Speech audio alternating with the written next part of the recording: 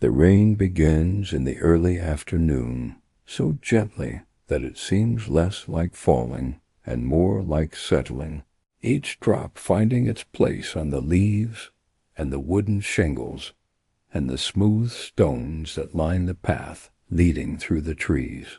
The sound is soft and constant, a whisper that fills the spaces between the branches and the silence, and it continues without changing, without growing louder or softer, just present in the way that autumn itself is present, unhurried and certain. The forest at this time of year holds a particular kind of stillness, where the greens have faded into browns and golds and deep oranges, where the light that filters through the canopy takes on a quality that is both warm and cool at once, golden but muted, as though seen through old glass or remembered from a dream. The air carries the scent of damp earth and wood smoke from somewhere far away, a scent that seems to belong to memory as much as to the present moment, and with it comes the smell of wet leaves and bark, of mushrooms growing in hidden places, of moss on stones, and the faint, sweet decay of things returning to the soil. These scents layer one upon another, creating a richness that fills the lungs with each breath, that settles into the chest and the throat, that makes the act of breathing feel like more than just a bodily function, like something deliberate and nourishing, like something worth paying attention to. Each raindrop seems to know exactly where it should fall, landing on the broad leaves of the maples with a soft tap, sliding down the bark of the old oaks in slow rivulets that catch what little light filters through the clouds above, pooling in the hollows of stones and the natural cups formed by curled leaves on the forest floor. The rhythm of the rain is not quite regular, not quite a pattern that can be predicted, but there is a steadiness to it, a reliability that settles into the bones and the breath, that makes the shoulders drop and the jaw unclench without any conscious effort. It is the kind of rain that does not demand attention, but simply exists, a presence that is felt more than heard, more than seen, something that becomes part of the air itself, part of the atmosphere, part of the experience of being in this place at this time. The forest floor is carpeted with leaves that have already fallen, layers upon layers of them, in shades of rust and amber and deep brown, some still holding the shapes of the veins that once carried life through them, others already crumbling into fragments that will become soil by spring. They cushion each footstep, dampening sound, creating a softness underfoot that makes walking feel dreamlike, as though each step is being taken not on solid ground, but on something yielding and forgiving, something that accepts weight and movement without resistance.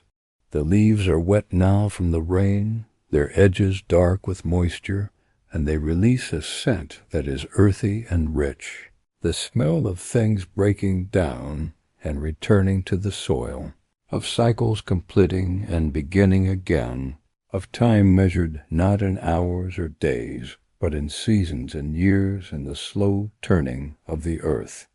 Between the trees the path winds gently, marked not by any deliberate construction, but by use, by the feet of those who walked this way before, by the habit of taking the same route again and again, until the ground is worn smooth and the leaves are pressed flat, and the way forward becomes clear without the need for signs or markers.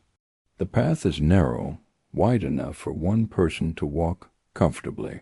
and it curves around the larger trees, following the natural contours of the land, rising slightly here, dipping there, always moving forward, but never in a straight line, never in a hurry. On either side of the path, the undergrowth is thick with ferns that are browning at the edges, their fronds curling inward as they prepare for winter, and low bushes with small berries that birds have not yet discovered, dark purple and glistening with rain. There are stones covered in moss, bright green against the brown and gray of everything else, and fallen branches that have become homes for insects and small creatures, logs that are soft with rot, that give slightly when stepped on accidentally, releasing a smell of damp wood and fungi. Everything here is in the process of returning, of breaking down, of becoming something else, and there is a peacefulness to that, a sense that nothing is truly lost, only transformed, only changed into a different form of existence. The traveler walks slowly along this path, in no particular hurry to reach any destination, simply moving forward because that is what seems right, what seems natural. The rain touches the hair and the shoulders, soaking into fabric, dampening skin, but the sensation is not unpleasant, only cool and constant, a reminder that there is weather happening, that there is a world beyond the self, beyond thoughts and worries and the small concerns that usually fill the mind. The traveler has been walking for some time now, though it is impossible to say exactly how long, because time in the forest does not feel the same as time in other places, does not move in the same measured, predictable way. Here, time stretches and compresses, becomes elastic, becomes something that can be felt, but not quantified. As the path curves around a particularly large oak, its trunk wide and gnarled with age, the traveler catches the first glimpse of the café, though it appears slowly, gradually, as though reluctant to reveal itself all at once. First there is just a suggestion of something man-made ahead, a straight line where there should only be curves, a regularity in the spacing of shapes that does not occur in nature. Then, as a few more steps are taken, there is the faint glow of light, warm and inviting, filtering through the trees and the rain. And finally, as the path opens into a small clearing, the café stands fully revealed, a simple building made of dark wood that has weathered over many seasons, with a sloping roof and windows that glow with that warm amber light even in the middle of the day. The wood of the walls has taken on a silvered quality in places, where the rain and sun have worked their way into the grain over the years, creating patterns that look almost intentional, almost decorative, though they are simply the result of time and weather and the patient wearing away of surfaces. The planks are fitted together carefully, with none of the gaps or warping that might let in drafts, and they have been treated with something that has darkened them to a deep brown, almost black, so that the building seems to blend into the forest itself, seems to be part of the landscape rather than an intrusion upon it. The roof is covered with wooden shingles that overlap like scales, each one slightly curved with age, and they channel the rain in tiny streams that fall from the edges in steady, glittering curtains. The door is painted a deep, faded red, the kind of red that might once have been bright and cheerful, but has mellowed with age into something softer, something that speaks of welcome without shouting it, a color that feels warm even from a distance. The paint has worn away at the edges,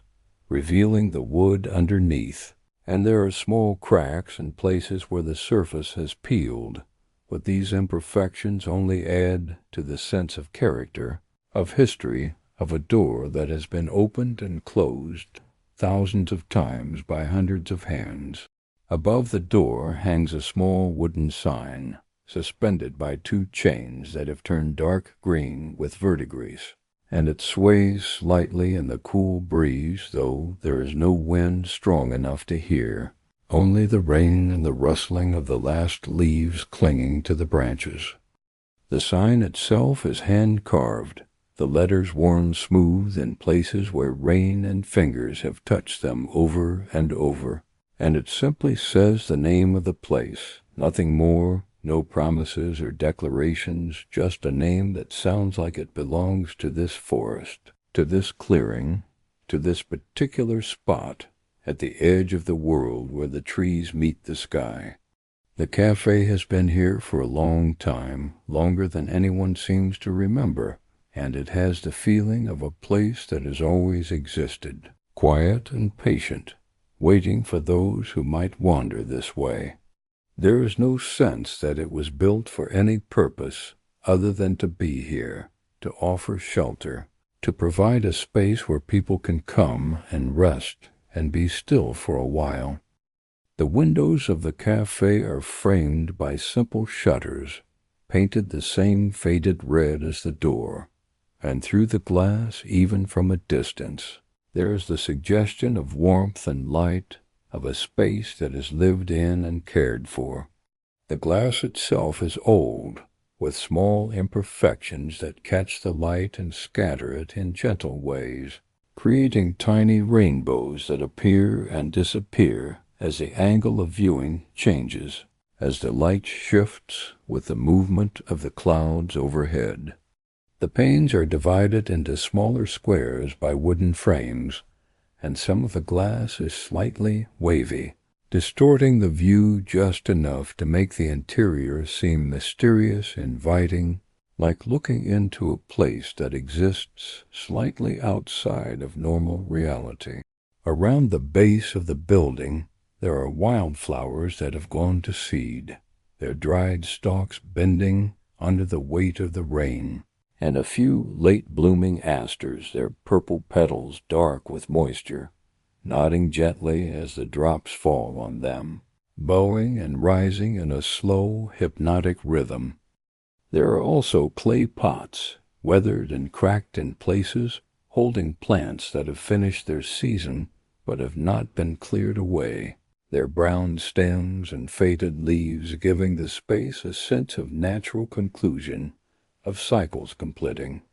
Against the wall near the door there is a stack of firewood. Neatly arranged, the logs cut to uniform lengths and split clean, their surfaces smooth and dry under a small overhang that protects them from the rain. The sight of the firewood is comforting somehow, a promise of warmth, of fire, of heat that will last through long evenings. The traveler approaches slowly, feeling the transition from the forest to the clearing, from the wild space to this human space, but the transition is gentle, barely noticeable, because the cafe seems to belong here just as much as the trees do, seems to have grown from this spot rather than been built upon it. The rain continues its soft percussion, and the traveler's footsteps, now on flatter ground, make a different sound, less cushioned by leaves, more direct against packed earth, and then against the 3 wooden steps that lead up to the door. The steps are worn smooth in the centers,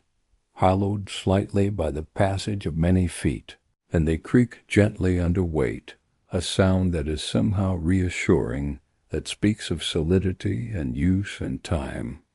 The traveler pauses for a moment at the door, looking back at the path that brought them here, at the way it disappears into the trees, at the rain falling through the branches and landing on the leaves with that same steady, unchanging rhythm.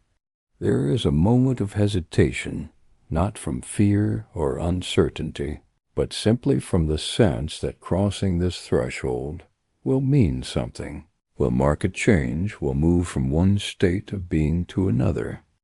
It is the kind of pause that happens naturally, without thought, a moment of acknowledgment before a transition, and then the traveler reaches for the door handle, feeling the cool metal under palm and fingers, feeling the way it turns smoothly, the mechanism inside well maintained and reliable.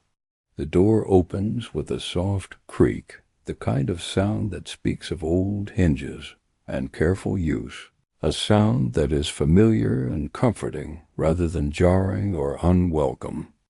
As the door swings inward, the warmth from inside flows out to meet the traveler, carrying with it the scent of brewed tea and something baking, something with cinnamon and butter and a hint of apple, scents that mingle with the clean, wet smell of the rain and create a moment of perfect contrast, of inside and outside, meeting at the threshold. The warmth touches the face and the hands, and the traveler can feel the way it begins to draw out the coolness that has settled into skin and clothing from the walk through the rain, can feel the first stirrings of comfort that come from being sheltered, from being protected from the elements. The interior is dim and cozy, lit not by harsh overhead lights, but by a few lamps placed on tables and a small fire burning in a stone hearth at the far end of the room. Visible from the doorway, its flames dancing behind a screen, casting moving shadows on the walls and ceiling.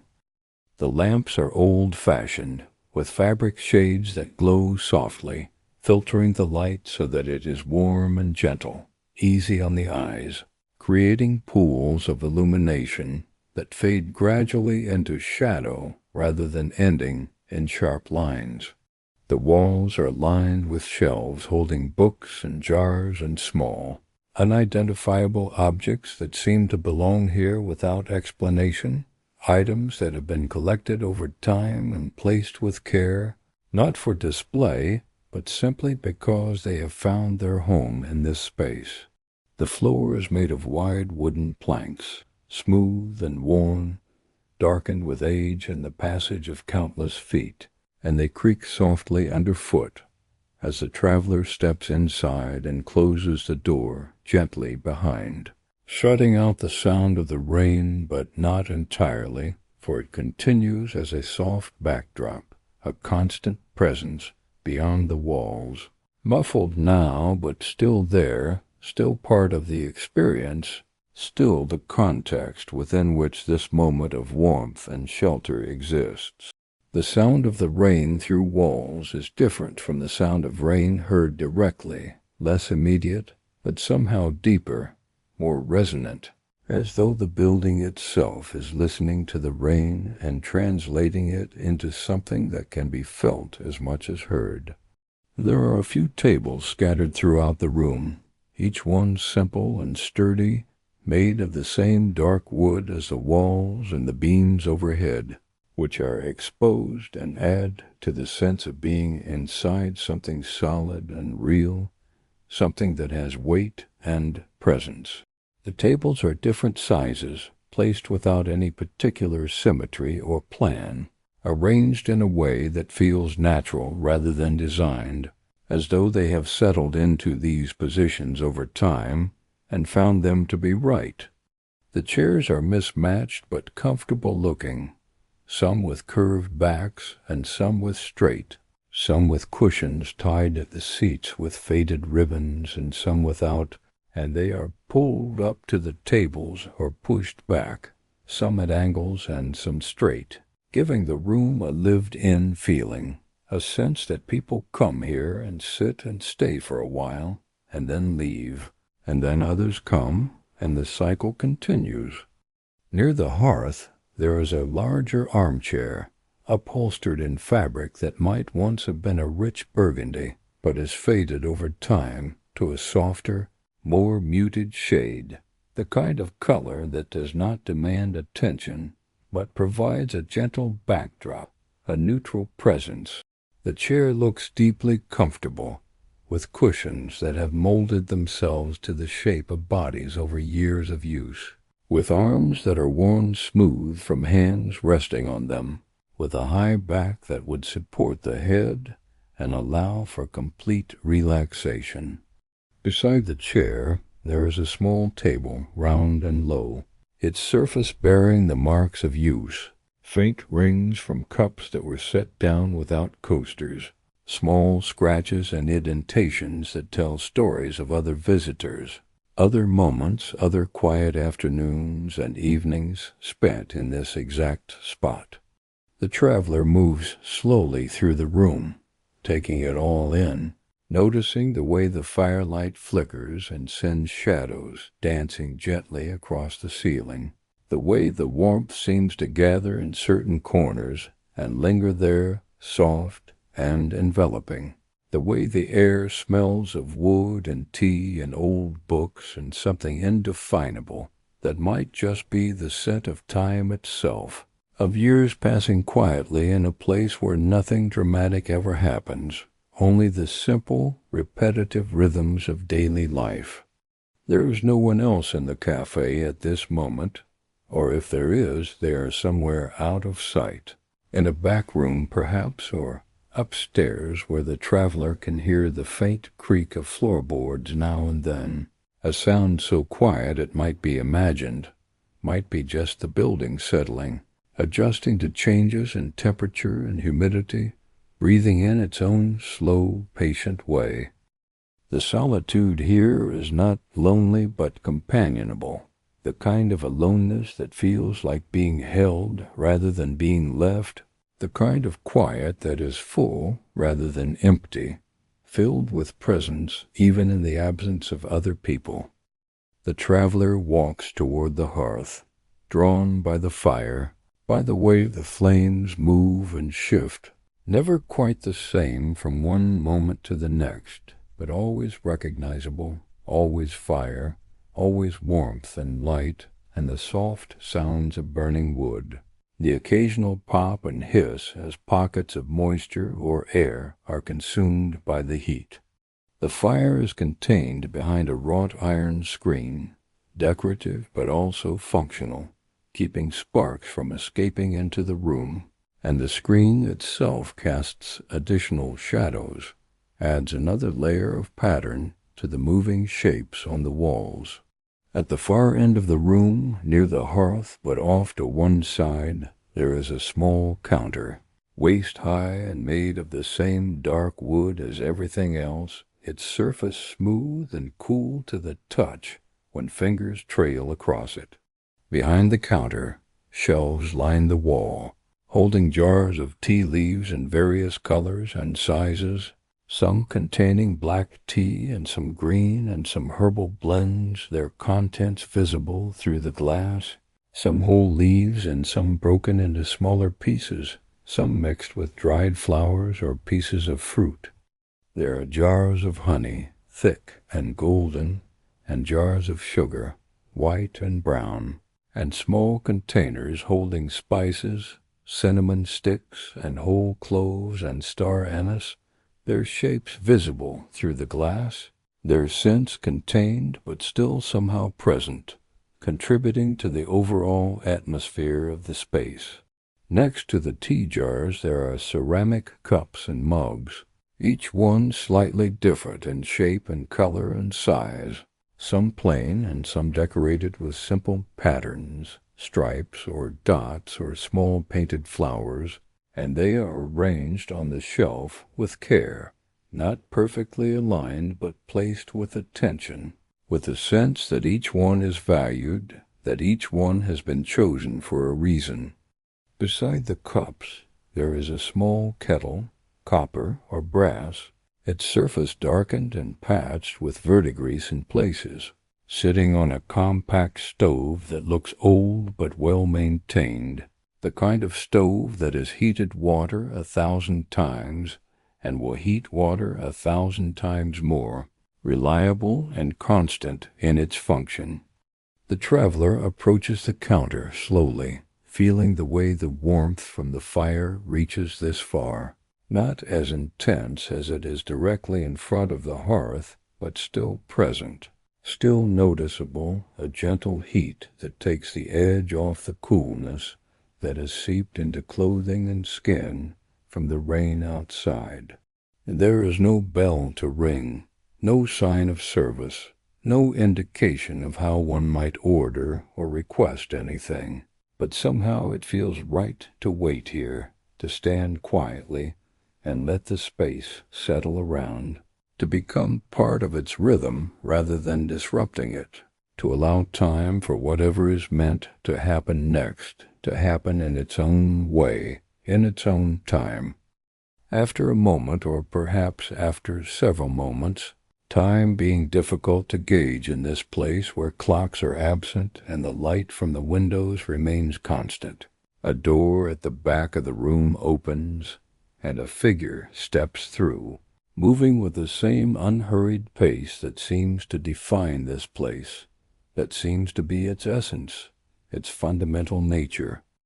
The figure is older, with silver hair tied back loosely at the nape of the neck, strands escaping here and there to frame a face that is lined with the kind of wrinkles that come from smiling and squinting into sunlight over many years, lines that speak of a life lived outdoors and in company with others, lines that suggest kindness and patience, and the accumulation of experiences that have been met with grace.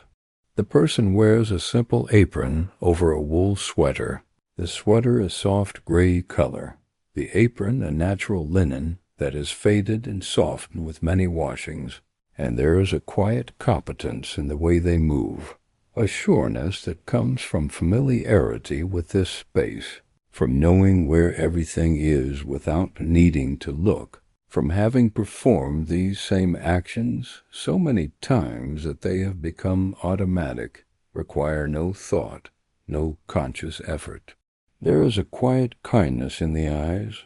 a warmth that does not need words to be felt, and the figure nods once at the traveler, a small gesture of acknowledgment, of recognition, of welcome. The figure moves to the counter, to the stove, lifting the kettle and checking its weight, assessing whether there is enough water inside, and apparently finding it satisfactory, returns it to the heat source, then turns to the shelves and considers the jars of tea, reaching up to select one,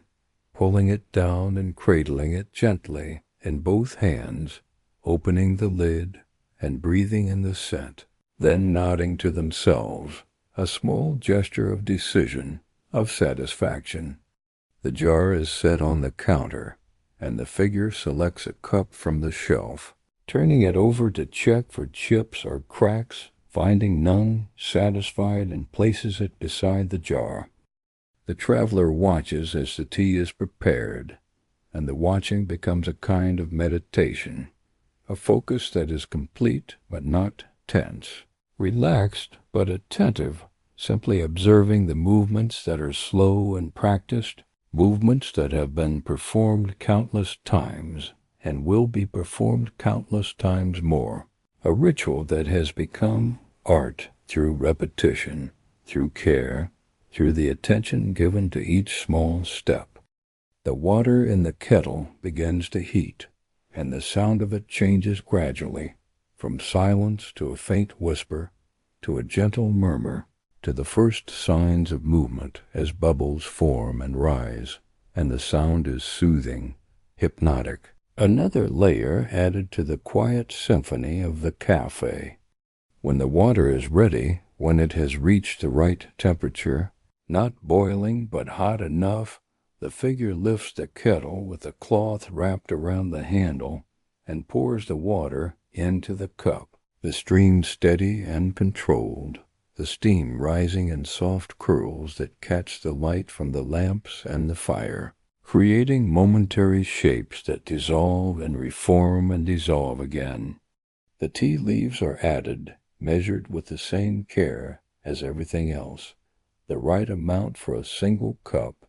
not too much and not too little, and they float on the surface for a moment before beginning to sink slowly, gracefully, releasing their color into the water, turning it from clear to pale gold, to a deeper amber as the minutes pass. The figure closes the jar of tea leaves and returns it to its place on the shelf, then simply waits, hands resting on the counter, gaze directed at nothing in particular, or perhaps at everything, at the whole of the room and the moment, and the quiet that fills the space. The traveler waits too, understanding without being told that this is part of the process, that tea needs time to steep, that rushing would be wrong, would be contrary to everything this place represents. So there is waiting, and the waiting is not difficult, not uncomfortable, because there is nothing else that needs to be done, nowhere else to be, no other demands on time or attention. There is only this moment, this space, this preparation of tea, that is also a kind of ceremony, a kind of offering. When the tea has steeped long enough, the figure uses a small strainer to remove the leaves, pouring the liquid into another cup, one that is slightly larger and prettier, with a delicate pattern of leaves painted around the rim, and this cup is placed on the counter between them, within easy reach, and the figure gestures toward the tables, toward the fire, an invitation to sit and stay as long as is needed, an invitation that comes without words but is perfectly clear, perfectly understood. The traveler takes the cup, feeling its warmth through the ceramic, feeling the weight of it, the way it fits into the palm and the curve of the fingers, and carries it carefully to the armchair by the hearth, each step deliberate and slow, mindful of the hot liquid inside, mindful of the precious nature of this simple thing, this cup of tea that has been prepared with such care. The armchair accepts the traveler's weight with a soft sigh, the cushions giving way and then supporting, conforming to the shape of the body, and the traveler settles in, letting out a long, slow breath that seems to release something held too tightly for too long, something that can finally be let go now that there is this warmth, this shelter, this quiet place to rest. The fire crackles softly, the flames dancing in patterns that are never quite the same, but always familiar, moving in response to drafts too subtle to be felt, fed by air that enters through small vents at the base of the hearth, and the heat radiates outward in waves, gentle and steady, reaching the traveler in pulses that correspond with the movements of the air, warming the face and the hands, beginning to warm the core as well, slowly, gradually, without rush. The rain continues its quiet song beyond the windows, a rhythm that has no beginning and no end, and the traveler sips the tea, tasting the subtle sweetness and the faint bitterness, the way it warms from the inside and spreads through the chest and the limbs, bringing with it a sense of calm that feels almost like coming home, almost like being exactly where one needs to be. Time here does not move in the usual way. There are no clocks on the walls, no chimes to mark the hours, and the light from the windows remains the same, that soft, diffused glow that belongs to rainy afternoons in autumn, when the sun is hidden behind layers of cloud and the world takes on a muted, gentle quality, colors less vivid but somehow deeper, more true. The traveler sits and watches the fire, occasionally lifting the cup to take another sip, feeling the warmth and the weight of the day beginning to settle, beginning to soften, beginning to lose its grip. The sounds of the cafe are minimal, just the fire and the rain and the occasional creak of the building around, the settling of wood as temperature changes, as moisture in the air shifts, as the structure adjusts to the conditions it finds itself in, adjustments so small and so gradual that they are barely noticeable, but they're nonetheless part of the living nature of this place.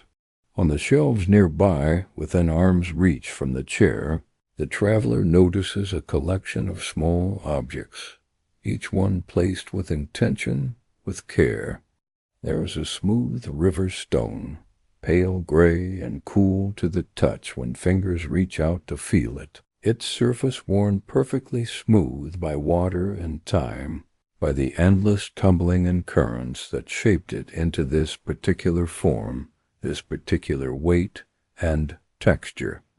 There is a jar of dried lavender, its purple blooms faded, but still holding their shape, still releasing a faint fragrance when the jar is lifted and the lid removed, a scent that is floral and clean, and somehow nostalgic, associated with summer and warmth and long days of sunlight. There is a small wooden carving of a bird, perhaps a sparrow or a finch, its wings folded close to its body, its eyes closed as though in sleep, the wood worn smooth from being handled, from being picked up and held and set down again and again. These objects seem to tell stories, though the traveler does not know what they are, and it does not seem important to know, only to notice, to appreciate the way they exist here, part of the cafe's quiet history, part of the accumulation of moments and memories that give this place its character, its soul. Each object is small and simple, nothing valuable in any monetary sense, but each one has been kept, has been given a place, has been deemed worthy of remaining, and that in itself is meaningful, suggests that value here is measured differently, that worth is determined by other metrics, by connection and memory and the intangible qualities that make something matter to someone. The figure from behind the counter moves through the room now, a cloth in hand, wiping down tables with slow circular motions, the cloth dampened slightly, leaving the surfaces clean and gleaming faintly in the lamplight. Each table is attended to with the same care, the same attention, even the tables that show no signs of recent use, and the figure moves from one to the next, pausing occasionally to adjust the position of a chair, to straighten a cushion, to ensure that everything is as it should be, that the space is cared for, maintained, honored. There is no sense of urgency in these movements, no need to finish quickly or move on to the next task. Each action is complete in itself, a small moment of care and attention, and the traveler watches from the chair, feeling the way these simple routines create a kind of peace, a structure that is comforting without being rigid. The figure glances over occasionally, offering a small smile, a nod, an acknowledgment that the traveler is here and that this is good, that there is no need for anything more than this, for conversation or interaction or explanations. The silence between them is comfortable, companionable, the kind of silence that exists between people who understand each other without needing words, who recognize in each other a similar need for quiet, for rest, for the simple pleasure of existing in a space that asks for nothing, that gives freely, that holds without grasping. The tea in the cup grows cooler as the minutes pass, but the traveler continues to hold it, finding comfort in the weight and the shape, in the way the ceramic fits into the palm, in the residual warmth that still lingers even as the temperature drops. The act of holding the cup becomes its own meditation, a point of focus that requires no thought, only presence, only the simple awareness of touch and temperature and form. Eventually the last sip is taken, the cup is empty, and the traveler sets it on the small table beside the chair, feeling a momentary reluctance to let it go, to release this connection to the warmth and the care that went into its preparation. The fire burns lower as time passes, the flames becoming smaller, more intimate, the logs settling into themselves as they are consumed, turning from solid wood into glowing coals that pulse gently with heat, radiating warmth without the drama of flames, a steadier, more constant source of heat that will last longer, that will sustain. The light in the room shifts accordingly, becoming dimmer, more golden, the shadows deeper, but not dark, not frightening, only present, only part of the natural progression of the day toward evening, of brightness toward rest. The traveler leans back in the chair, closing eyes for a moment, listening to the layers of sound that fill the space. The rain is still constant, a backdrop that holds everything else together, that provides context and continuity. The fire crackles and pops occasionally, each sound distinct but part of the whole, each one a small event in the ongoing process of burning, of transformation from one state to another. The building creaks, subtle sounds that come from everywhere and nowhere, the voice of the structure itself, speaking in a language that is felt more than understood. And beneath it all there is the sound of breathing, slow and even, the traveler's own breath and perhaps the breath of the café itself, as though it, too, is alive in some quiet way, as though it, too, is resting here at the edge of the forest, content to exist and to offer shelter. When the eyes open again, the light has changed further, and the room feels even cozier, the shadows deeper and the glow from the fire brighter in contrast, more concentrated. The figure is seated now at one of the tables near the window, a book open in front of them, though they do not seem to be reading with any intensity, only holding the book, turning pages slowly, as though the act itself is what matters, not the words on the page, not the story or information, only the ritual of reading, the familiar comfort of holding a book and moving through it at a pace that is entirely one's own. The traveler watches for a while, feeling no need to speak or to interrupt, content to simply be here, to share this space and this time with another person who understands the value of quiet, who practices it naturally, who creates it without effort. The silence between them is not empty but full, rich with the presence of two people existing in the same space, aware of each other but not demanding anything, not requiring interaction or acknowledgement beyond the simple fact of being here together, breathing the same air, listening to the same rain. The minutes stretch into what might be an hour, or might be more, or might be less, time having lost its usual markers, its usual meaning. The traveler thinks about leaving, about standing and putting on the jacket that has been draped over the arm of the chair to dry, about stepping back out into the cool, damp air and walking the path through the trees, returning to wherever it is that needs returning to. But the thought has no urgency attached to it, no pressure to act, no sense that it must happen now or even soon. There is time for that later, or perhaps there is no need for it at all. Perhaps this is where the evening will be spent, here in this chair by the fire, listening to the rain and watching the flames and feeling the slow, steady passage of time as it moves through this place that seems to exist outside of time altogether. At some point the figure rises from the table near the window, and without being asked, without any exchange of words or glances, moves to the counter and begins to prepare another cup of tea. The movements are the same as before, the same careful attention, the same practiced ease, the same quiet ritual that transforms simple ingredients into something more, something that carries with it care and thoughtfulness and the accumulated wisdom of repetition. The water is heated, the leaves are selected and measured, the steeping is timed by feel rather than by clock, and when the tea is ready, the figure brings it to the traveler,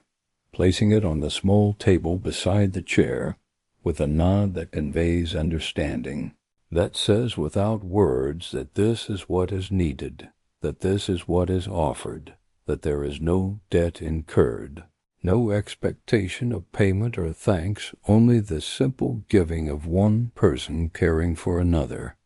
The cup is accepted with a smile, a small one, just a lifting of the corners of the mouth, a softening of the eyes, and the figure returns to the table by the window, settling back into the chair and the book, and the room falls into silence again, the comfortable, shared silence that has become the defining quality of this space, this time. The traveler lifts the new cup and sips, tasting a different blend this time, something with hints of mint and something else, something slightly citrus, and the warmth spreads through the body once more, reawakening the sense of comfort that had begun to fade slightly as the first cup cooled. The fire burns lower still, the flames now just small flickers among the coals, and the figure rises once more, moving to the hearth with a new log,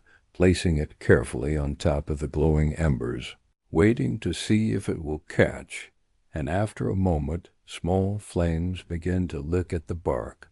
to find purchase in the dry wood, and the fire revives, not dramatically but steadily, building back to a comfortable level of warmth and light.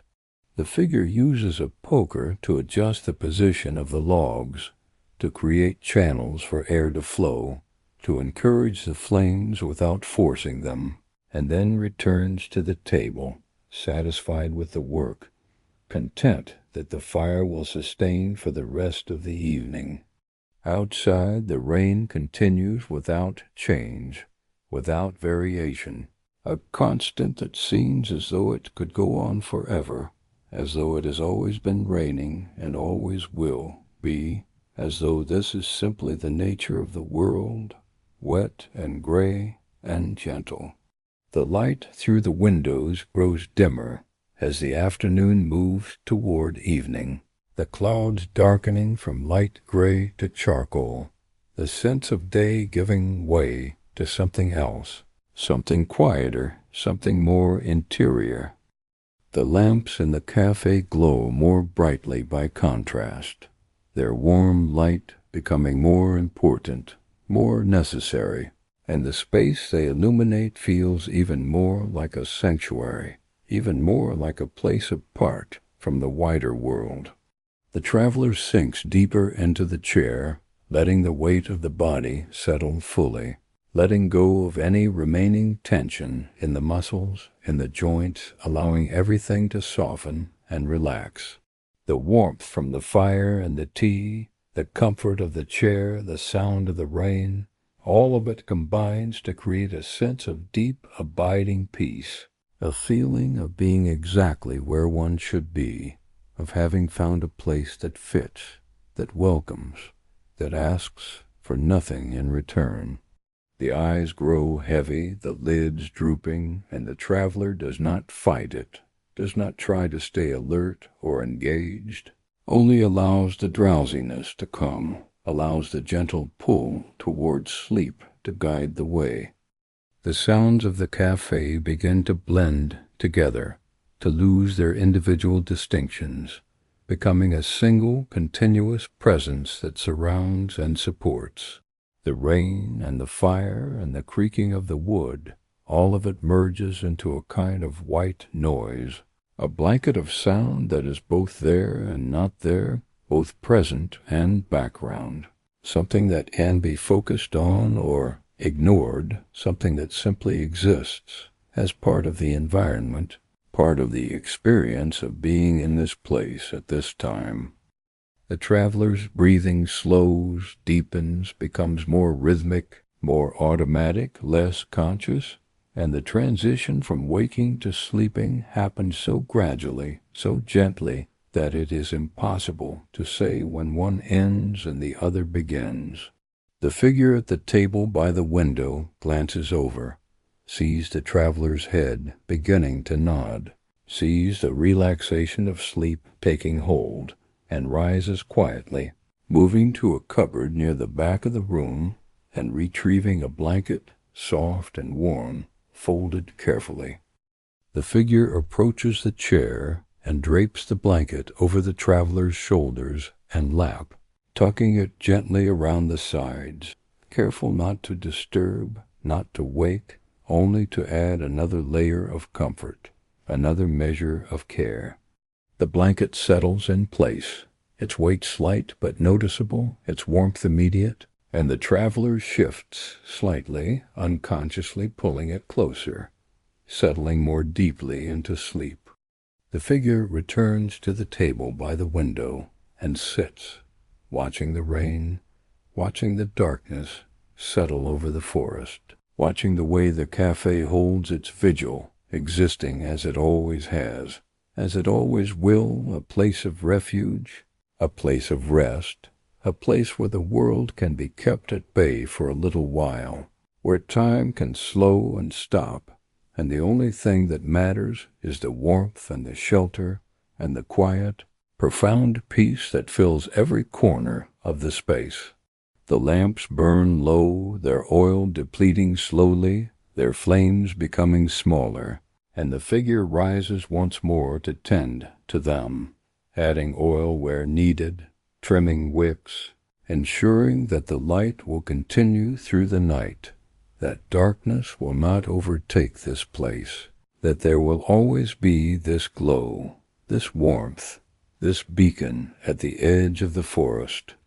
The rain falls on through the evening, through the deepening of the light into full darkness, through the hours when the world outside becomes invisible, becomes nothing more than sound and sensation, the touch of moisture in the air and the soft percussion on the roof and the windows. Inside the cafe, the warmth holds steady. The fire continues its gentle work. The lamps provide their soft illumination, and the traveler sleeps on, held safely in the embrace of the chair and the blanket, watched over by the figure who moves quietly through the space, tending to small tasks, ensuring that everything is as it should be, that comfort is maintained, that peace is preserved. The night settles in completely, and with it comes a deeper quiet, a stillness that is even more profound than the daytime hush. The forest outside becomes a presence felt rather than seen, known through the sound of rain on leaves and the occasional rustle of wind through branches, the sense of trees standing sentinel in the darkness, patient and enduring. The cafe seems smaller at night, more intimate, the walls closer, the ceiling lower, as though the space is drawing in on itself, creating an even tighter cocoon of safety and warmth around those within it.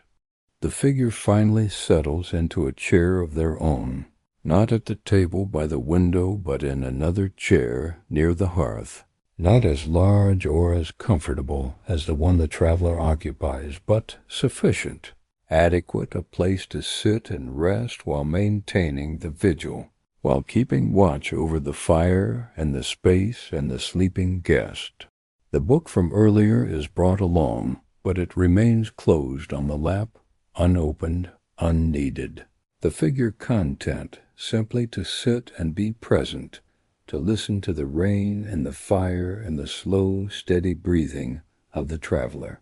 The hours pass in this way, unmarked and unmeasured, flowing one into another, without boundary or distinction.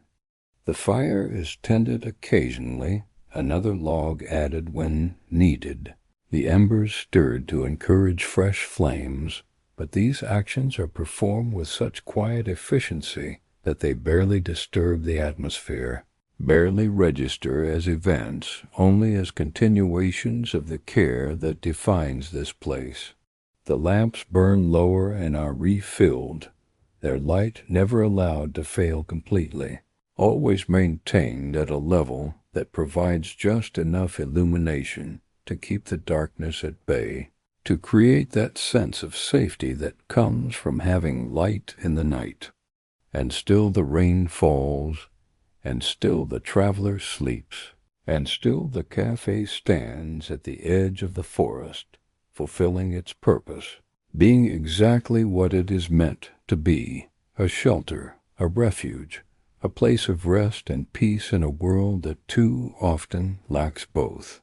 The night deepens toward its midpoint, and then begins the slow turn toward morning, though morning is still far away, still beyond the horizon of this particular moment, this particular experience of being sheltered from the storm, of being cared for without expectation, of being allowed to simply rest and be and exist without demand or obligation. The figure in the chair by the hearth closes their own eyes at some point, allowing themselves a moment of rest, a brief surrender to the same peace that holds the traveler, and in this moment the cafe seems to breathe a collective sigh, as though pleased with itself, satisfied with the service it provides, content in its existence and its purpose. The fire glows on, the rain continues, and in this small space at the edge of the forest, all is well, all is safe, all is exactly as it should be. The night continues its slow progression, moving through hours that have no names, no markers, nothing to distinguish one from another except the gradual changes in the quality of darkness outside, the way the rain sounds slightly different at different times, sometimes heavier and sometimes lighter, but always present, always there. Inside, the temperature remains constant, held steady by the fire and the insulation of the walls, by the accumulated warmth of bodies and breathing, and the gentle heat of the lamps. The air is comfortable, not too warm and not too cool, just right for sleeping, for resting, for allowing the body to release its tension and drift into the deeper states of rest, where healing happens, where restoration occurs, where the mind can finally stop its endless processing and simply be still. The traveler dreams, though the dreams are not the kind that can be remembered or recounted later, not the kind that have plots or characters or recognizable settings. These are the dreams that come from deep rest, from true relaxation, dreams that are more like sensations than stories, more like feelings than images, soft and undefined and comforting in their very lack of specificity. There is a sense of floating, of being held, of moving through warm water or soft air, of boundaries between self and world becoming permeable and gentle. There is no fear in these dreams, no anxiety or urgency, only a deep, abiding sense of peace, of safety, of being exactly where one belongs. The fire in the hearth burns down to coals once more, and this time the figure does not add another log immediately, allowing the heat to come from the embers themselves, which glow with a deep, steady warmth that is perhaps even more comforting than flames, more reliable, more constant. The coals pulse gently, breathing with the air that moves through the hearth, and their glow paints the room in shades of orange and red and gold, creating shadows that are softer than those cast by flames, less sharp, less defined, more like suggestions than declarations. The rain begins to lighten as the night moves toward its later hours, the drops falling less frequently, the sound becoming more intermittent, though no less soothing for its irregularity. Each drop that falls seems more intentional now, more individual, as though it has chosen this moment, this place, this particular leaf or shingle or stone on which to land. The spaces between drops grow longer, become moments of near silence that are filled only with the soft sounds of the fire and the breathing of the sleeping traveler and the occasional shift of the figure in the other chair. The darkness outside begins to change in quality as well, becoming less absolute, less complete, taking on a very slight grayness at the edges. In the spaces between the trees, though dawn is still far off, still hours away. This is the deepest part of the night, the time when the world feels most asleep, most at rest, when even the sounds of nocturnal creatures have faded into silence, when everything seems to be holding its breath, waiting for something, though what that something is remains unknown, and perhaps unknowable. Inside the café, the figure stirs slightly, opens eyes to check on the fire, on the traveler, on the general state of the room, and finding everything peaceful, everything well, allows eyes to close again, returns to the state of restful vigilance that has characterized the night. That balance between sleep and waking that allows for presence without effort, for awareness without tension. The figure's breathing is slow and deep, matching the rhythm of the travelers, and together they create a pattern, a pulse, a gentle rhythm that becomes part of the atmosphere of the café, part of its essence in this moment. The lamps burn even lower, their flames reduced to small points of light that barely illuminate anything beyond their immediate vicinity. But somehow this seems right, seems appropriate for this deep hour of the night, when too much light would be intrusive, would be wrong, would disturb the peace that has been so carefully cultivated and maintained. The dimness is not darkness, not threatening or uncomfortable, only a reduction, a simplification, a paring down to essentials, and the essentials are warmth and shelter and the presence of other life, other breath, other heartbeats marking time in the quiet. The rain stops completely for a while, and the silence that follows is profound, almost startling in its completeness, though it does not wake the traveler, does not disturb the rest that has been earned through the long walk in the rain, through the arrival at this place, through the acceptance of its offerings. The silence is not empty, but full of the absence of rain,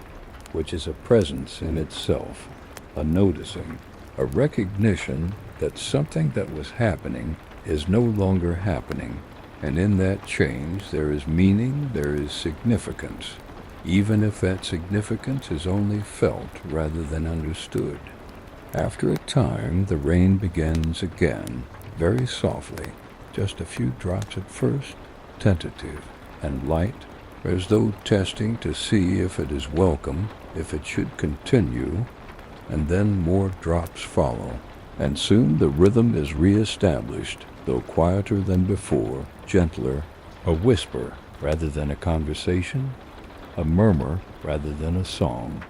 This is the rain of the deepest night, the rain that falls when no one is awake to hear it, when it can be itself without observation, without judgment,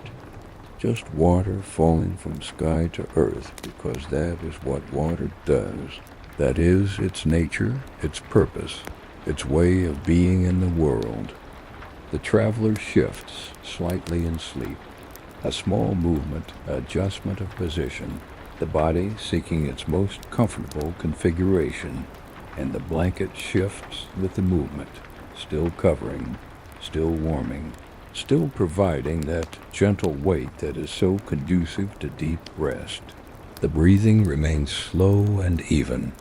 undisturbed by the small movement, and soon the body settles again, finds its place, and the sleep deepens once more, drawing the traveler down into those places where thought cannot follow, where consciousness dissolves into something more fundamental, more basic, where there is only the experience of being alive, of existing, of taking up space in the world without needing to justify or explain or do anything at all. The figure watches over all of this with eyes that are closed, but somehow still seeing, still aware, present in that peculiar way that is possible in deep night, when the boundaries between sleeping and waking become less clear, when one can be both at once or neither, existing in a state that is uniquely its own, that belongs only to these hours of darkness and stillness. The figure's own dreams, if they are dreaming, are of this place, of this cafe, of the endless cycle of welcoming and sheltering and sending forth, of doors opening and closing, of tea being poured and fire being tended, of rain falling and stopping and falling again, of seasons turning and years passing, and the building standing firm through all of it, patient and enduring and always here, always ready, always waiting for the next person who will need what it offers. The night continues, and with it the rain, and with the rain the steady sound that has become the foundation of everything else, the base note on which all other sounds are built, the constant against which all variation is measured. The sound is hypnotic, meditative, a natural white noise that soothes without effort, that calms without trying, that simply is what it is, and in being what it is, provides exactly what is needed. The mind, hearing this sound for hours, begins to incorporate it, to make it part of the background of consciousness, so that it is noticed without being attended to, present without being intrusive, just there, always there, reliable and constant and unchanging. The fire burns on, the coals glowing with their deep, steady heat, occasionally shifting as they consume themselves, as the wood turns to ash and the ash accumulates in the bottom of the hearth, a record of all the fires that have burned here, all the warmth that has been generated, all the cold that has been kept at the bay. The ash is soft and light, pale gray and white, and it represents transformation, the end state of wood and air and heat combining, the final form that remains when everything else has been consumed or released or changed. There is something peaceful about ash, something final and complete. The knowledge that a cycle has finished, that energy has been spent, that what was has become what is and will eventually become something else again, but for now is simply ash, simply the residue of warmth and light and comfort. The walls of the cafe hold steady through the night, bearing the weight of the roof, keeping out the rain, providing structure and support and the sense of being enclosed, of being protected. The wood is old and strong, seasoned by time, made more resilient by years of expanding and contracting with temperature changes. The shelves on the walls hold their contents without complaint, the books and jars and small objects resting in their places, accumulating dust, perhaps, but enduring, remaining, continuing to exist as components of this space. Each object has been placed with intention, and together they create a kind of history, a record of choices and moments when someone decided that this thing should be here. The floor beneath is solid and level, its planks fitted together with the craftsmanship of another era, when such things were done by hand, when time was taken to ensure quality. The floor has held countless feet, countless weights, and it has held firm, has only worn smooth in the paths most frequently traveled. And these marks are not flaws, but character, evidence of a life lived, of a purpose served. The windows, dark now with the night outside, still serve their function, still separate inside from outside, while allowing a connection between them, still provide that sense of shelter while maintaining that awareness of the wider world beyond. The glass is cool to the touch, cold even, drawing heat from the air near it, creating small convection currents that move through the room, mixing the air, keeping it fresh, preventing stagnation. The frames around the glass are tight and well fitted. allowing no drafts, no unwanted entry of outside air, but they are not sealed, not hermetic, still allowing the building to breathe, to exchange air with the environment, to remain connected to the world, even as it provides refuge from it. The roof above shelters all of this, sheds the rain, keeps out the weather, provides the final layer of protection that makes this space habitable, comfortable, safe. The shingles overlap in their ancient pattern, each one supporting the ones above it, all of them working together to create a surface that water cannot penetrate, that wind cannot lift, that time erodes only slowly, gradually, grain by grain and fiber by fiber, a process so slow as to be imperceptible in any given moment, but undeniable over years and decades and generations. The roof has been repaired, surely, has had individual shingles replaced, has been maintained and cared for, but the overall structure remains the same, continues to serve, continues to do what it was designed to do, and does it well, without fanfare, without recognition, simply being what it is and doing what it does. And beneath all of this, beneath the floor and the foundation and the earth itself, there's the deeper ground, the bedrock and soil, and the ancient accumulations of time, the layers upon layers of geological history that support everything above, that provide the ultimate stability, the final foundation on which all else rests. This ground does not care about the cafe or the people in it, or the rain that falls or the fire that burns. It simply is, simply exists in its own time frame, its own scale, where a human lifetime is the blink of an eye and a building's century of existence is barely noticeable, where only the slow processes of erosion and deposition and tectonic movement register as events, as changes, as things that matter. But for now, in this night, in this moment, the cafe stands on its ground. The traveler sleeps in the chair. The figure watches from the other chair. The fire glows in the hearth. The lamps burn low, and the rain falls softly on the roof. And all of it together creates something that is more than the sum of its parts, something that cannot be quantified or measured, something that can only be experienced, only felt, only known through being present in it, through allowing it to surround and hold and comfort. This is what the cafe offers, what it has always offered, what it will continue to offer for as long as it stands. And standing here at the edge of the forest, it seems as though it could stand forever, as though time itself might somehow pass it by, leave it untouched, allow it to continue in its purpose, serving those who need it, offering shelter and warmth and rest and peace. The night reaches its deepest point and begins, imperceptibly, to turn toward morning. The morning is still hours away, still beyond the horizon in both time and space. But the turn has begun. The slow rotation of the earth continues. The processes that will bring light and warmth and waking are already in motion, though their effects will not be felt for a while yet.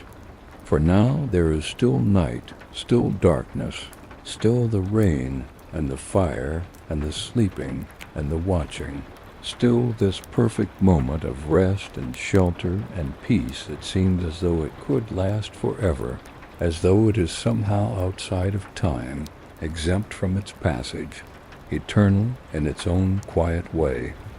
The traveler's sleep deepens even further, if such a thing is possible, the body completely relaxed, the breathing barely perceptible,